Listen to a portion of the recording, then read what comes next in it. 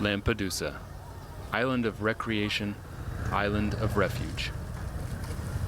As the closest European shore to the coast of Libya, Lampedusa takes in several hundred asylum seekers in an average month, those who survive the treacherous journey across the Mediterranean.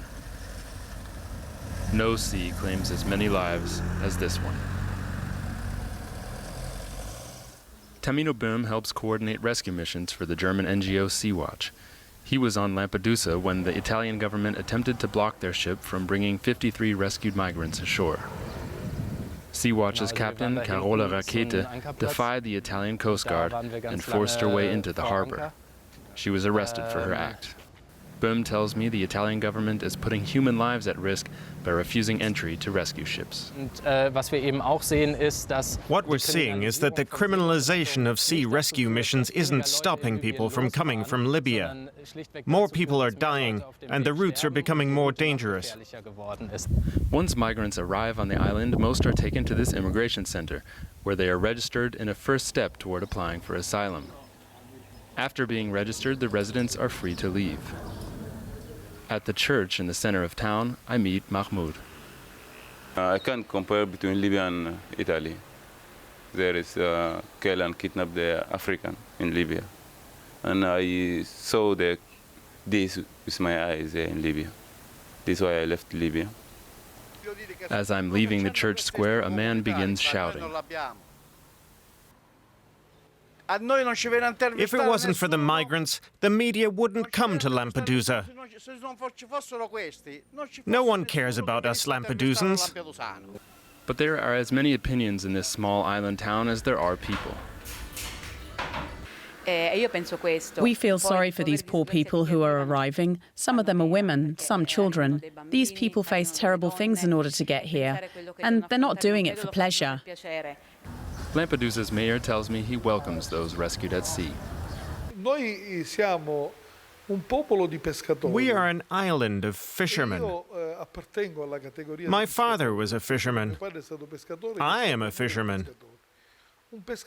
And when a fisherman rescues a person at sea, we apply one law.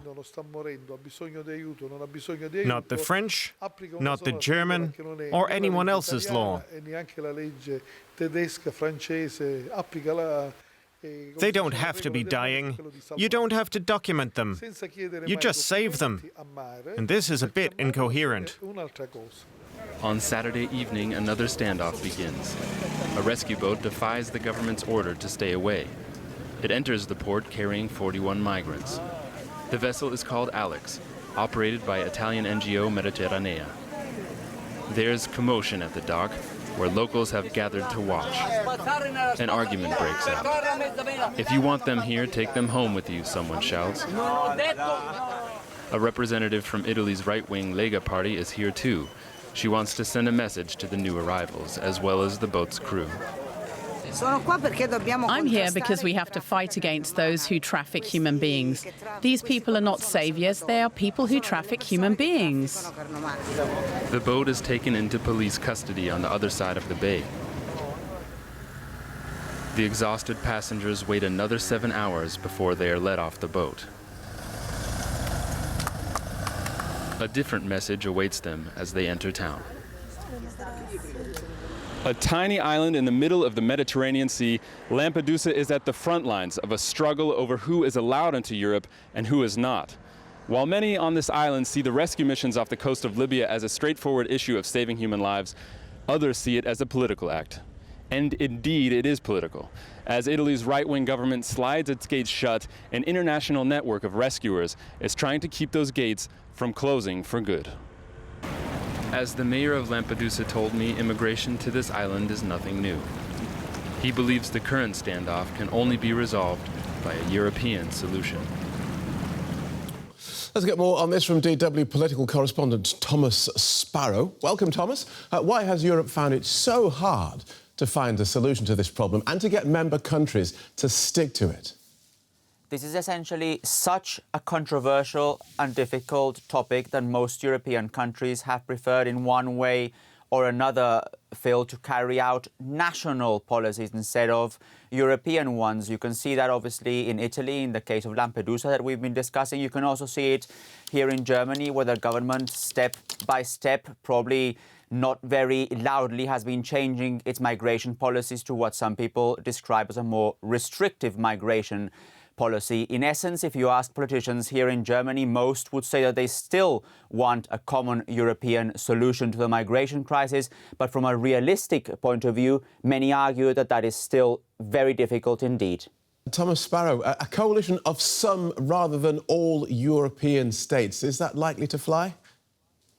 Well, it is more likely to fly than a common European solution where they all take part, because, as I said, this has become a sort of national versus European proposal, and what the German politicians have been proposing, not only the one we just heard there, but others as well, is to try and have a sort of flexible coalition where countries with similar views get together to deal with some of the most pressing issues, whether it is rescuing migrants at sea or trying to relocate some of the migrants that arrive to Europe. We also saw that a few days ago, with some countries expressing that they were willing to accept some of the migrants that had arrived at Lampedusa. So you see that that is probably the way forward. They will not be able to find a common European solution. That's the realistic vision from some people here. So they're trying to move from that to a rather flexible ad hoc coalition that deals with some of the specific cases one at a time.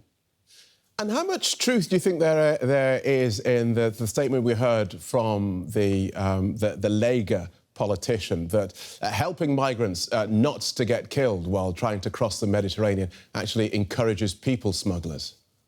That, by the way, Phil, is not only a view that we saw there, it's also a view shared by politicians in other European countries. Here in Germany, for example, it's a view shared by the AfD, Alternative for Germany, the party described as far-right. They also believe that the way forward is not by allowing these ships to arrive in Lampedusa, but rather closing the borders. So in a way, that again expresses just how difficult and how different views there are when it comes to these issues. Other European politicians here in government, for example, believe that the way forward is this flexible coalition. But that again clashes with very different views from other parts of the political spectrum. Thomas Sparrow, thank you.